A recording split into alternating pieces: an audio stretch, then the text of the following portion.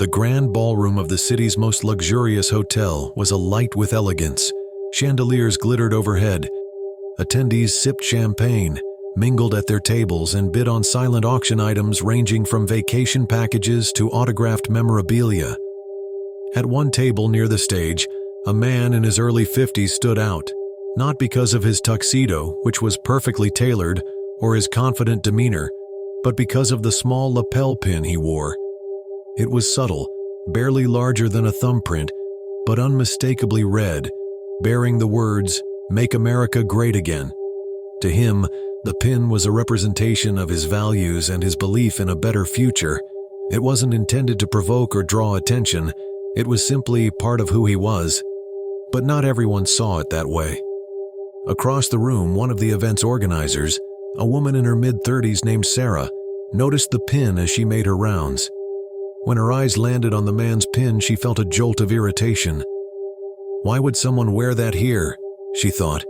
To her, the pin represented division and controversy, and she couldn't fathom why someone would bring that energy to an event meant to unite people around a common cause. As the evening progressed, Sarah couldn't shake her discomfort.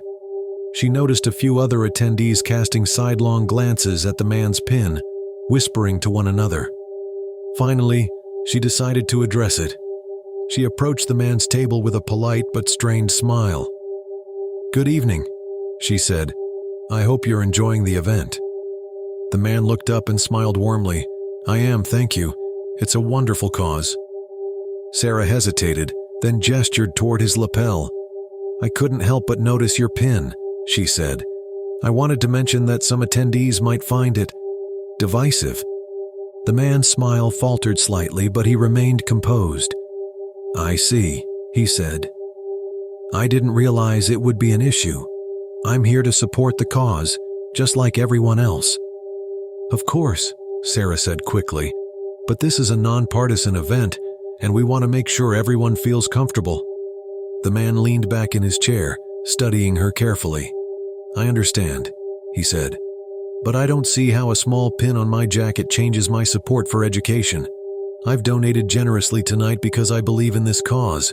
Shouldn't that be what matters?" Sarah's cheeks flushed. She hadn't expected him to respond so calmly, or to bring up his donation. "It's not about the donation," she said, her voice a bit sharper than she intended.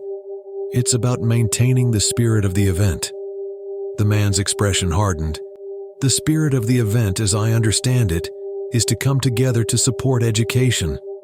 I didn't come here to make a political statement. I came to help."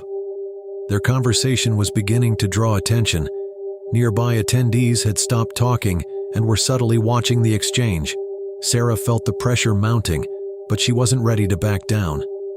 "Look," she said, lowering her voice, "I'm just asking you to consider removing the pin. It's a small gesture, but it could go a long way toward keeping the focus where it belongs." The man shook his head. "I'm sorry, but I'm not going to remove it. It's part of who I am. If that's a problem for this event, then maybe I don't belong here." With that, he stood, nodded politely, and walked away from the table. Sarah watched in stunned silence as he exited the ballroom. She had expected resistance, but not a complete departure. She felt a mix of frustration and guilt as whispers rippled through the room. Later that evening, as the event wound down, Sarah was approached by one of the gala's board members, a distinguished older woman who had been instrumental in organizing the event for years.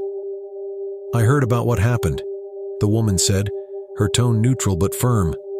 "Do you know who that man was?" Sarah hesitated. "No," she admitted. "Why?" The board member sighed. "He's one of our largest donors. He's contributed tens of thousands of dollars over the years, not just to this gala, but to several of our programs. And tonight, he withdrew his pledge." Sarah felt her stomach drop. "I didn't mean to offend him," she said weakly. "I was just trying to maintain the integrity of the event." The board member raised an eyebrow. "And how exactly did his pin compromise the event's integrity? He wasn't making a scene. He wasn't being disrespectful. He was here to support the cause, just like everyone else." As the board member walked away, Sarah felt a wave of regret wash over her. She realized she had allowed her own assumptions to cloud her judgment, undermining the very values she wanted to uphold. Sarah knew she had learned a powerful lesson. From that day on, she made a conscious effort to prioritize understanding over judgment, ensuring that the gala and all future events remained true to their mission of inclusivity. Let us know your thoughts on this story in the comments. Leave a like and subscribe for more meaningful content.